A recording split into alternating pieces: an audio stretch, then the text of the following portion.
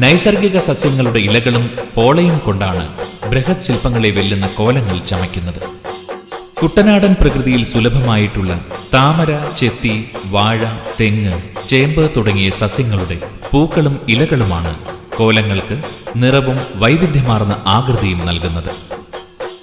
പുരാണ കഥാപാത്രങ്ങളായ ഭീമസേനൻ, മാർക്കണ്ഡേയ മുനി, രാവണപ്രഭു എന്നിവരുടെ കോലങ്ങൾ മാത്രമല്ല, ദേവരൂപമായ നാഗയക്ഷിയുടെയും എഴുന്നള്ളത്തിനുള്ള ആനയുടെയും കോലങ്ങൾ വരെ പ്രകൃതി വസ്തുക്കൾ കൊണ്ട് നിർമ്മിച്ച് പടയണിയിൽ എഴുന്നള്ളിക്കുന്നു. ക്ഷേത്രത്തിലെ കരക്കാരുടെ താൽപര്യാനുസരണം ഓരോ വർഷവും പുതിയ കോലങ്ങൾ കൂട്ടിച്ചേർത്തുകൊണ്ടിരിക്കും. കോലങ്ങളോടൊപ്പം ആലങ്കാരികമായ അന്നങ്ങളും പടയണിയിൽ രംഗപ്രവേശനം ചെയ്യുന്നുണ്ട്. കൂറ്റൻ അന്നങ്ങളും നിരവധി ചെറിയ അന്നങ്ങളും നീലംപേരൂർ പടയണിയുടെ പ്രത്യേക സവിശേഷതയായി നിലനിൽക്കുന്നു. വലിയ അന്നങ്ങൾ കരക്കാരുടെ വകയും ചെറിയ അന്നങ്ങൾ ഭക്തരുടെ നേർച്ചയുമാണ്. അവിട്ടം നാളിൽ ഉത്സവത്തിന് തുടക്കം കുറിക്കുന്നതോടൊപ്പം അന്നങ്ങളുടെ നിർമ്മാണവും ആരംഭിക്കും. തടിയുടെ ചട്ടക്കൂട്ടിൽ അന്നത്തെ ഉണ്ടാക്കി വെറ്റില, പാക്ക്, പുകയില എന്നിവ വച്ച് നടയ്ക്ക് സമർപ്പിച്ചാൽ പിന്നെ ആ അന്നങ്ങൾ ക്ഷേത്രത്തിൻ്റെതാണ്. പൂരം നാളിൽ പ്രഭാതം മുതൽ തന്നെ അന്നങ്ങൾ ഒരുക്കുന്ന ജോലി കരക്കാർ ഒത്തുചേർന്ന് ആരംഭിക്കും. തടികൊണ്ട് നിർമ്മിച്ച അന്നത്തിന്റെ ആലങ്കാരികമായ ശിരസിന് താഴെയുള്ള ഭാഗം കച്ചി പൊതിഞ്ഞ് ആകാരവടിവുണ്ടാക്കിയതിനു ശേഷം അലങ്കാരപ്പണികൾ ആരംഭിക്കുന്നു. താമര ഇതളുകൾ കൊണ്ടാണ് അന്നത്തിന്റെ ആകാരം പൊതിയുന്നത്. ഇടയ്ക്ക് തെച്ചിപ്പൂ കുത്തി മനോഹരമാക്കിയ ചിറമ്പലുകൾ ഉണ്ടാക്കും. ചിറമ്പലുകളുടെ ഇടയ്ക്ക് വാഴപ്പോള കൊണ്ടുണ്ടാക്കിയ തൂവലിന് സമാനമായ അലങ്കാര ശൈലിയുണ്ട്. ഇവയെ വന്നം എന്ന് പറയുന്നു. തെങ്ങോലയും പനയോലയുമാണ് അന്നത്തിന്റെ മുടി. കുട്ടനാടൻ പരിസ്ഥിതിയുമായി അന്നത്തിനുള്ള ബന്ധം അഭേദ്യമാണ്. തികച്ചും പ്രകൃതിജന്യ വസ്തുക്കളാൽ നിർമ്മിക്കുന്ന അന്നമാണ് പ്രകൃതീശ്വരിയായ ദേവിക്ക് ഭക്തജനങ്ങൾ സമർപ്പിക്കുന്നത്. അന്നങ്ങൾ ഒരുക്കുവാൻ ചിലവഴിക്കുന്ന മനുഷ്യാധ്വാനം വളരെ വലുതാണ്. ഒരു പടയണിയുടെ അന്നങ്ങൾ ഒരുക്കുവാൻ ഏകദേശം 2500 മനുഷ്യ ദിവസങ്ങൾ ആവശ്യമാണ് എന്ന് കണക്കാക്കപ്പെടുന്നു. ഗ്രാമത്തിലെ ജനങ്ങളാണ് അന്നമുണ്ടാക്കുന്നത്. പൂരം നാളിൽ രാവിലെ ഏതാണ്ട് 6 മണിയോടെ ആരംഭിക്കുന്ന അന്നമൊരുക്കൽ വൈകിട്ട് 8 മണിയോടെ അവസാനിക്കുന്നു. ഭംഗിയായി ഒരുക്കിയ ചെറിയ അന്നങ്ങൾ ഓരോന്നും ക്ഷേത്രത്തിന് പുറത്തുള്ള താഴത്തെ കിളിത്തട്ടിൽ ഇറക്കി നിരത്തുന്ന ചടങ്ങാണ് പിന്നീട് നടക്കുന്നത്.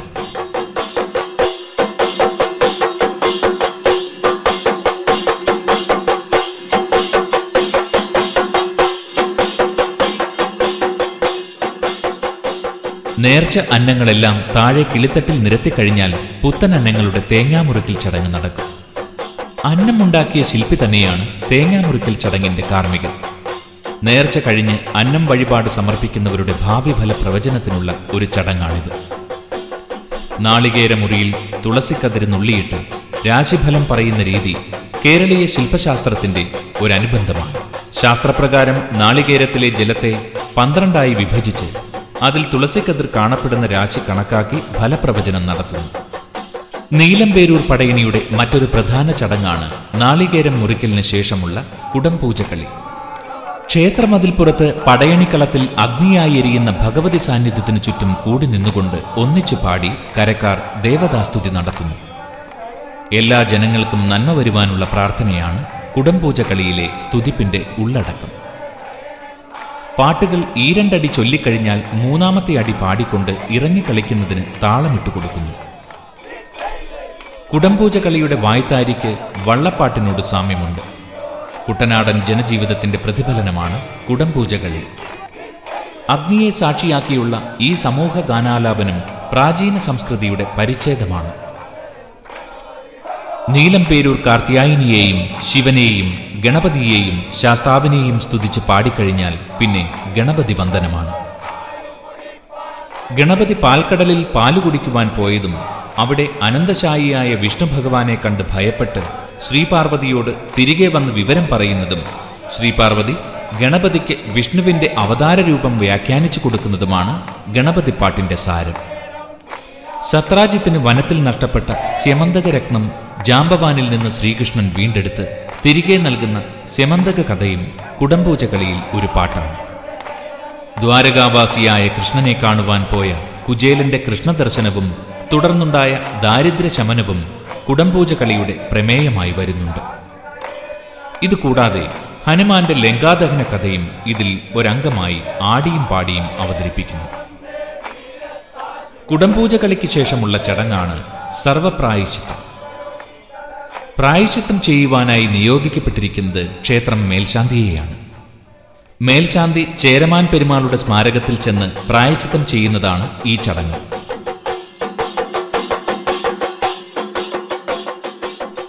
ഇതിനുശേഷം ക്ഷേത്രാധികാരി ക്ഷേത്രസ്ഥാപകനായ പെരുമാളോട് പൂരത്തിനുള്ള അനുവാദം വാങ്ങുവാൻ പുറപ്പെടുന്നു.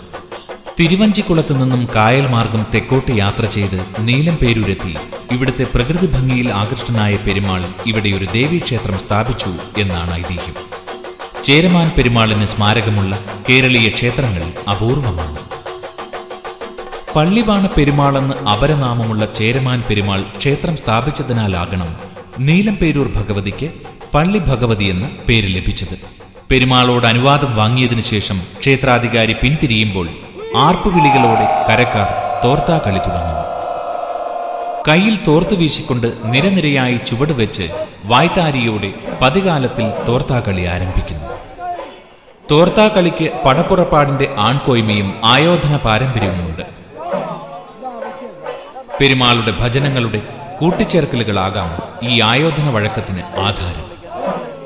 പതികാലത്തിൽ ആരംഭിക്കുന്ന തോർത്താകളി മേളത്തോടുകൂടി താളം ചവിട്ടി പടയണിക്കളത്തിൽ തുള്ളി അമരുന്നു.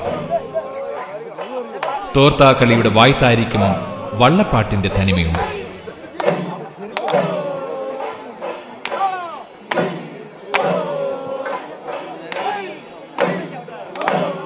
തോർത്താക്കളി എന്ന പേരിലെ ഭാഷയുടെ അപക്വഭാവത്തിലും നിഴലിക്കുന്നത് പ്രാർത്ഥനയുടെ ആചാരനാമമാണ്. ആവേശത്തോടെ തോർത്താക്കളിയിൽ പങ്കെടുത്തുകൊണ്ട് കരക്കാർ താളം ചവിട്ടുമ്പോൾ മതിപ്പുറത്തെ പടയണിക്കളം വീണ്ടും ഒരു അന്നം വരവിനായി ഒരുങ്ങുകയാണ്. തോർത്താക്കളിയുടെ ആരവങ്ങൾ അവസാനിക്കുമ്പോൾ തന്നെ താഴെ കിളിത്തട്ടിൽ നിന്ന് അന്നം വരവ് ആരംഭിക്കുന്നു. നേർച്ച അന്നങ്ങളുടെ തൊഴിയിക്കലിനായി അവയെ ദേവീനടയിലേക്ക് ഉത്സവമേളത്തോടെ ആനയിക്കുന്ന ചടങ്ങാണിത്. 80-ലധികം നേർച്ച അന്നങ്ങൾ ഈ ചടങ്ങിൽ പങ്കെടുക്കുന്നു. മുന്നോട്ടും പിന്നോട്ടും ചുവടുവെച്ച് ദേവിയുടെ സമക്ഷത്ത് കരക്കാർ അന്നം സമർപ്പണം ചെയ്ത് ആവേശത്തോടെ പിന്തിരിയും. ഭഗവതിയുടെ ഏറ്റവും പ്രധാനപ്പെട്ട വഴിപാടാണ് അന്നങ്ങൾ. സന്താന സൗഭാഗ്യം, രോഗശാന്തി, ഉദ്ദിഷ്ട കാര്യസാധ്യം എന്നിവയ്ക്കെല്ലാം അന്നം വഴിപാടായി ഭഗവതിക്ക് സമർപ്പിക്കുന്നു. അന്നങ്ങളുടെ എഴുന്നള്ളിപ്പിന് കുട്ടനാടിന്റെ കാർഷിക ജീവിത പശ്ചാത്തലത്തിൽ മറ്റൊരു മാനമുണ്ട്. അന്നമെന്നാൽ ഭക്ഷണമെന്നാണ് അർത്ഥം. സ്വന്തം നാടിന് അന്നം നൽകുന്ന ഭഗവതിക്ക് വഴിപാടായി അന്നം തന്നെ സമർപ്പിക്കുന്നതിന്റെ ഒരു പ്രതീകാത്മകത ഇതിൽ ദർശിക്കാം. കന്നിമാസത്തിലെ മകം നക്ഷത്രം നെല്ലിന്റെ ജന്മനാളാണ്. അന്ന് നെല്ലിനെ പൂജ ചെയ്ത് ആദരിക്കുന്ന ചടങ്ങ് കുട്ടനാട്ടിൽ നിലനിന്നിരുന്നു. കന്നിയിലെ ഈ മകം നാളിലാണ് നീലംപേരൂർ ക്ഷേത്രത്തിൽ വേലയന്നങ്ങളെ ഇറക്കുന്നത്. കന്നിമാസത്തിൽ അന്നങ്ങളെ കളത്തിലിറക്കി നടത്തുന്ന വേലകളി പൂരം പടയണിക്ക് പുറമെ ഇവിടെയുള്ള മറ്റൊരാചാരമാണ്. ആവേശത്തോടെ തുള്ളിവരുന്ന അന്നങ്ങൾക്ക് മേളക്കൊഴുപ്പേകുവാൻ വാദ്യവൃന്ദക്കാരുണ്ട്.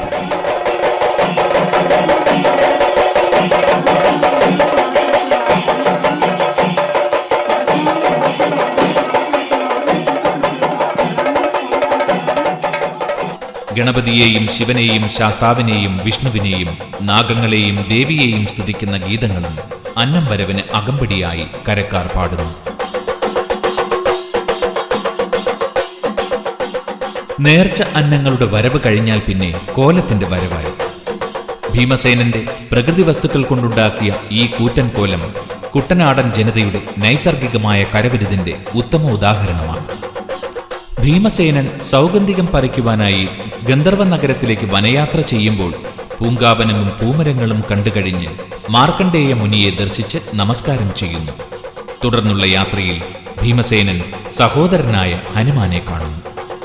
ഭീമസേനന്റെ കുബേര രാജധാനിയിലേക്കുള്ള വനയാത്ര നീലംപേരൂർ പടയണിയുടെ ഇതിവൃത്തമായി വരുന്നുണ്ട്.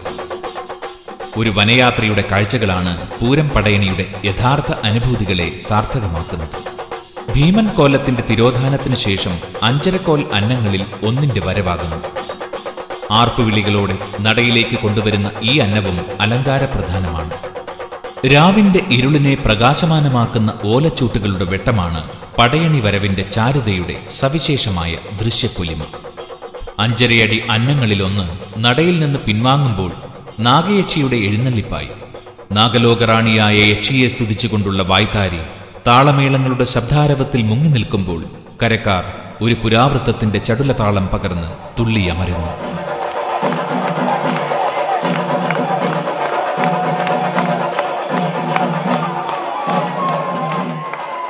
പടയണിയിലെ നാഗയക്ഷിക്കോലം എഴുന്നള്ളിപ്പ് ദുർനിമിത്തങ്ങളെ അകറ്റുവാനുള്ള അതിപ്രാചീന നാഗാരാധനാ രീതിയുടെ നേർപകർപ്പാണ്.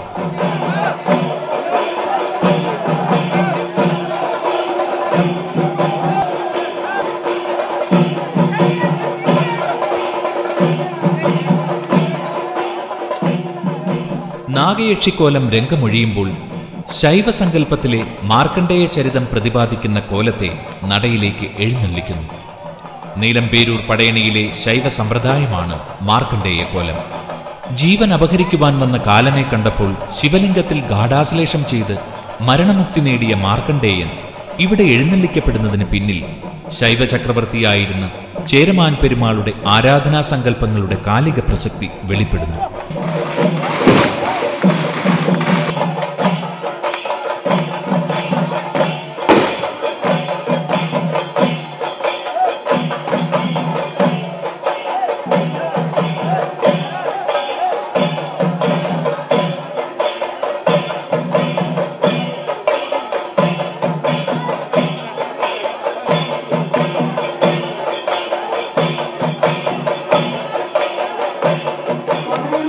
ഒറ്റയ്ക്കും കൂട്ടായും താണ്ഡവ പ്രകൃതിയോടെ നൃത്തമാടി കോലമേറ്റുന്ന കരക്കാർ കളമൊഴിയുമ്പോൾ മറ്റൊരു അത്ഭുത ദൃശ്യത്തിന് വേദിയാകുന്നു.